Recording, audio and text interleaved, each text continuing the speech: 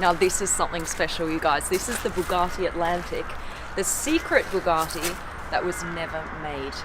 Take a look at this. You got butterfly doors, and then look at what happens in the back.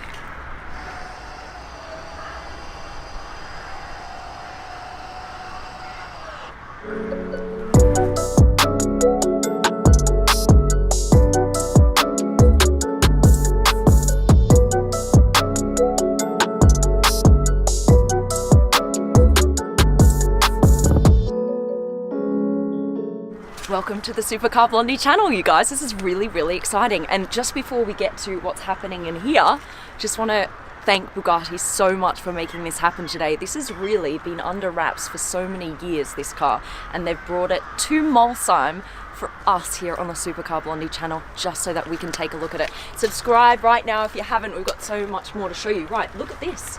Look, you've got special Bugatti suitcases here in the back. Imagine walking around with this baby.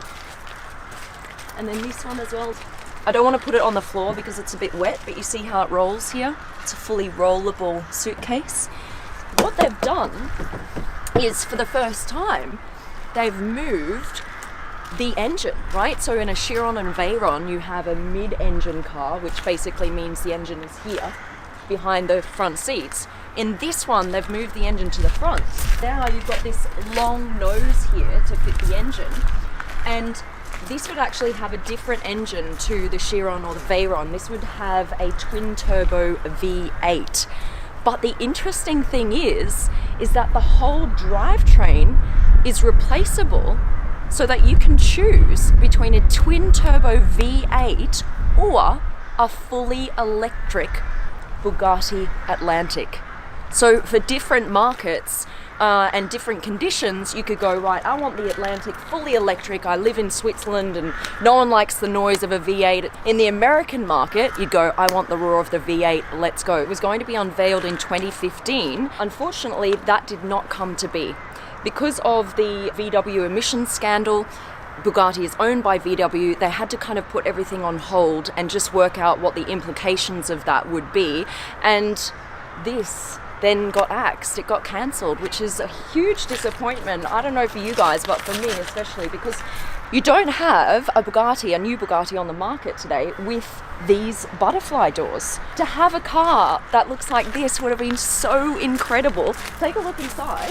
Look at this. It's a massive door that actually half of the roof opens up as well, so you can easily slide in and out of the car. We're gonna get, oh, you know what? I'll get in now. Why not? Why not? This is my first little sit in this incredible car. All right, look here, it says Atlantic. This is a pretty standard Bugatti steering wheel. You see something very similar in the Chiron with the engine start button here. Chassis number 1. Oh, man, if this came to be, wow, we'd see this on the roads. That's awesome. Look at this very, very thin center console here as well. That looks freaking cool. How it's all open up underneath here. And look at this. It's see-through with a little Bugatti logo in there. That's a really nice design feature. What we know is that it would have been priced below the Chiron. They're actually going to take parts from their partners at VW. So VW owns a lot of different car brands, and they were going to take various parts, bits and pieces from other VW brands in order to keep the cost of this car lower than a Chiron. Chiron is worth 2.3 million euros, so this might have been 1 to 2 million euro. If you come around the front, you see this line going from the front here all the way over the hood, over the top of the car, and all the way here to the back. This design actually references the Type 57 SC from the 1930s. That car is actually thought to be the world's most expensive car today. There were apparently 4 made. One of them is missing at this point. No one really knows where it is or if it even exists still, and that's La Voiture Noire. If you find it or if you know where it is, hook us up. Let us know in the comments section. I mean, you never know. You just go down to your dad's back shed and see if there's just La Voiture Noire just hiding out there and you had no idea. You never know. It could be somewhere. The 3 that exist today are super expensive, you guys. One of them changed hands a couple years ago and the new owner paid $34 million. The one that's missing could be worth over $100 million.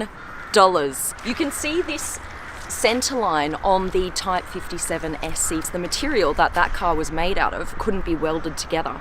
So what they did is they brought the 2 parts together and then in the middle they put rivets down to hold the 2 pieces. And that's what created this kind of line going down the whole car. So that's what they've done on this car as well. All right, I think it's time to bring in our favorite person, Frank.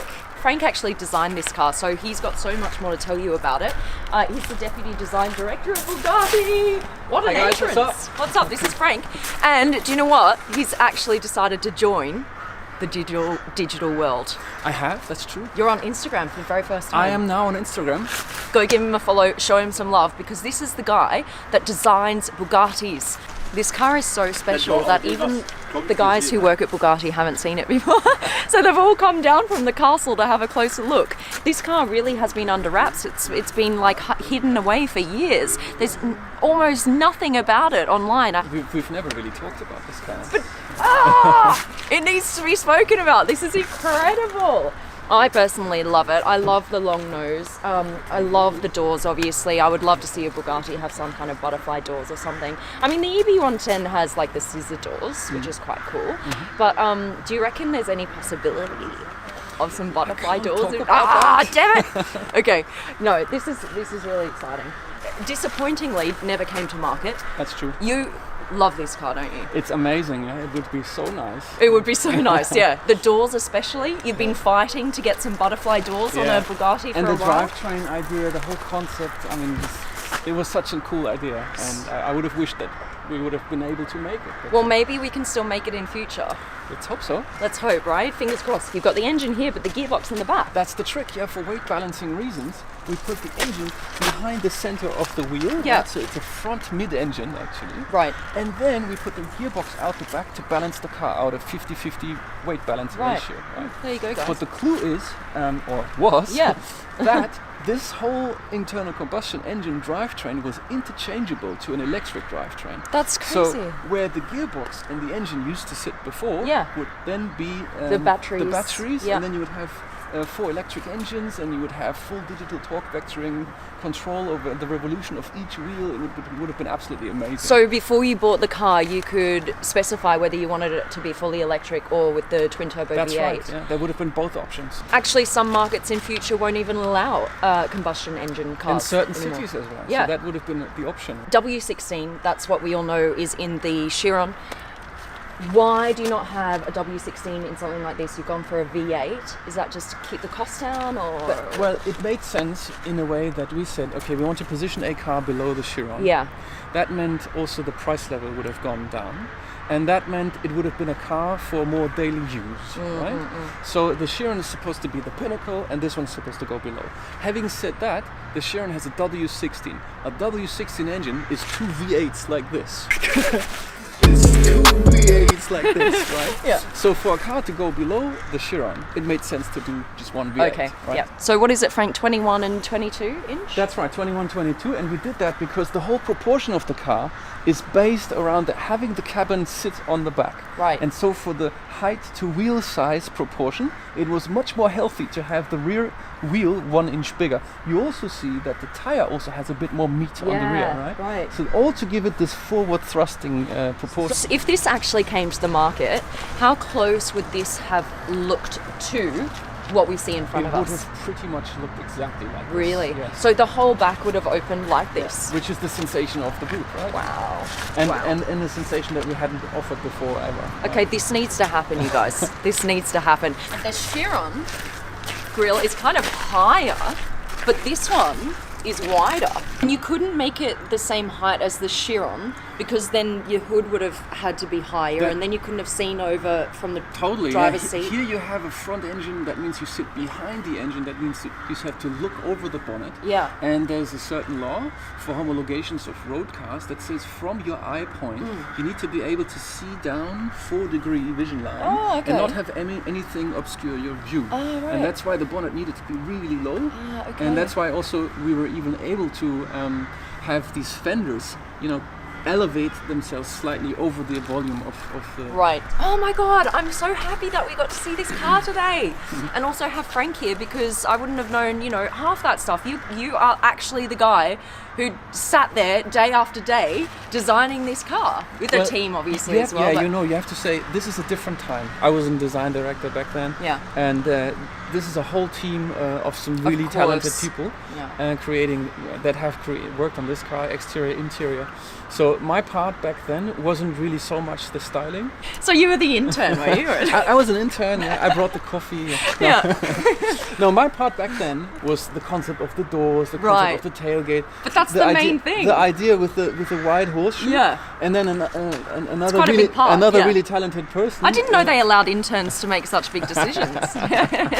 It was a teamwork. Yeah. And then there was a super talent for the interior, super talent for the rest of the styling on the exterior. Yeah, of course. One more question for you. I'm full of questions. Why would you have design language from the most expensive car in the world on something that's meant to be an entry-level Bugatti? Well, it's such an icon, no, for us. Yeah. This car, the Type 57 ST Atlantic, is considered as one of the most beautiful cars in the world. And so why not reference to that jewel that you have in the history? Right? Yeah, okay, I get that. I suppose what has happened now, since this one didn't get made, now we have La Voiture Noire. Yeah. The 11 million euro car, the one-off, which also references the Type 57 SE. Yeah. It also has this center line going all the way down the car. That's true. So did you guys go, okay, well, because we couldn't make this one, let's make a one-off that refers to that car instead? I wouldn't really put it that way. The La Voiture Noire, the new one, was meant to be the ultimate GT. So 2 people plus luggage, traveling in style and comfort, right? And so why not use the Chiron as a basis? Yeah. And to position it in that price range, had to have a 16-cylinder. Right. course. So that's why we decided to do it that way. Yeah, okay. Even though, this is part of our history as well. Yeah. Okay, all right, there you go. There's the explanation. All right, go follow Frank on Instagram. He's up and running in the digital world. All right. Thank you so much, as always. Well, thanks for coming by. Still the Wuhan handshake. All right, guys, thank you so much for watching. I hope you enjoyed our look around this incredible car. This is the Bugatti Atlantic. All right, we're out. Love you. Bye. Bye.